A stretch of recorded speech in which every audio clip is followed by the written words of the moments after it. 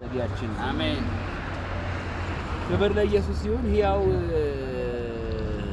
ምስጋና ክፍል 16 በአንደኛ ቆሮንቶስ መልእክት ምዕራፍ 15 ቁጥር 57 እና 58 ላይ መሰረት አድርጌ ልናገር ወስኛለሁ። ጌታ ኢየሱስ የተባረከ ይሁን። አሜን። በኢየሱስ ስም አነባል። ነገር ግን በጌታችን በኢየሱስ ክርስቶስ በኩል ድል በመንሳት ለሚሰጠን ለእግዚአብሔር ምስጋና ይሁን። አሜን።